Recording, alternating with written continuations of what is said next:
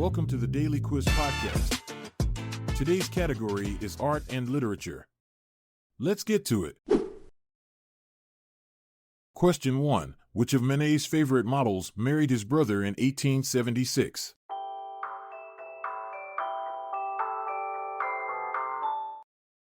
The answer is Bertha Morisot.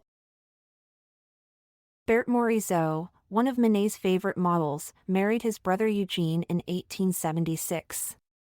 This union created a unique artistic bond within the family, as both Manet and Eugene were prominent figures in the Impressionist movement. Berthe herself became an accomplished painter and played a significant role in shaping the art world of her time. Question 2. A printing process in which ink impressions are taken from a flat stone or metal plate prepared with a greasy substance, such as an oily crayon.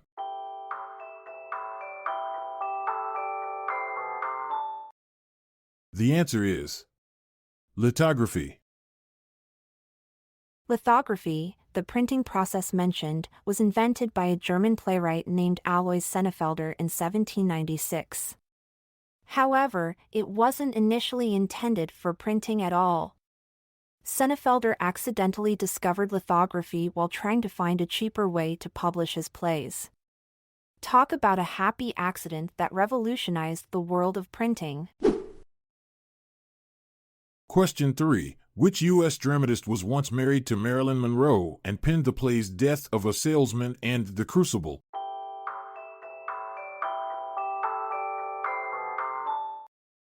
The answer is Arthur Miller.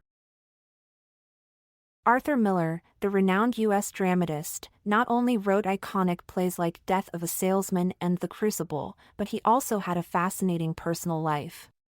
He was once married to the legendary Marilyn Monroe, making them one of the most intriguing power couples in Hollywood and theater history. Question 4. An abstract movement in Europe and the United States, begun in the mid-1950s, based on the effect of optical patterns.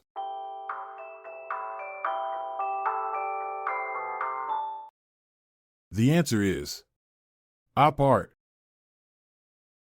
Op art, short for optical art, emerged in the mid-1950s as a captivating artistic movement.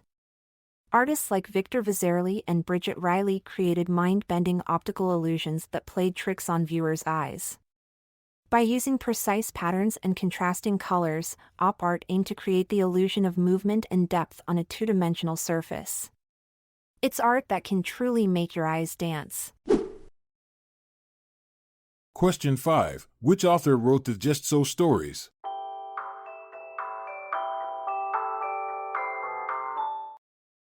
The answer is Rudyard Kipling. Rudyard Kipling, the brilliant mind behind the Just So stories, had a peculiar writing routine.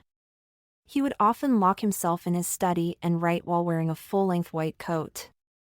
Legend has it that this unusual attire helped him get into character and unleash his creative genius.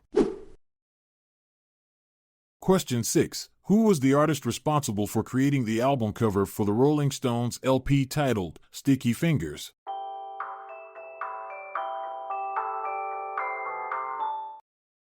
The answer is Andy Warhol. The iconic album sleeve for the Rolling Stones LP Sticky Fingers was designed by none other than the legendary artist Andy Warhol. Known for his pop art style, Warhol created a provocative and memorable cover featuring a close-up of a man's jeans with a working zipper. It became one of the most recognizable album covers in rock history. Question 7. Who wrote 1984?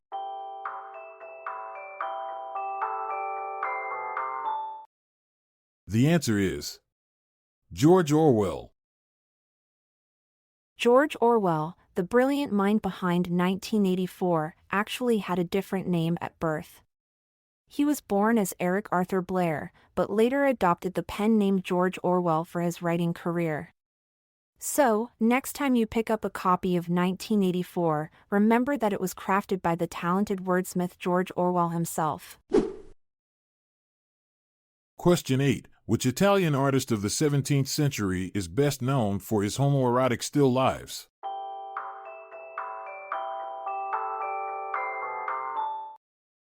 The answer is Michelangelo de Caravaggio. Michelangelo de Caravaggio, the renowned Italian artist of the 17th century, is best known for his captivating and controversial homoerotic still lives. His paintings often featured sensual depictions of young men in intimate and provocative poses, challenging societal norms of the time. Caravaggio's bold exploration of sexuality through art continues to fascinate and provoke discussion among art enthusiasts today. Question 9. Which decorative style was popular in the 1920s and 1930s?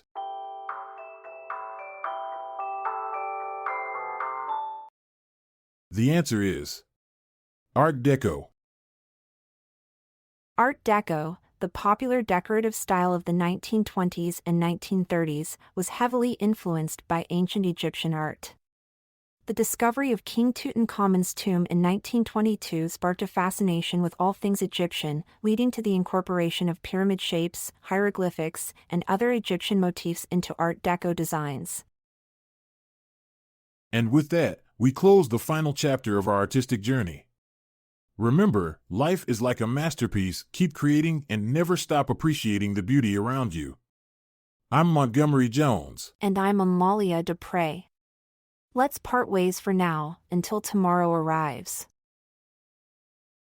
This episode is produced by Classic Studios. See the show notes page for sources and credits. Check out our other podcasts in our network at classicstudios.com.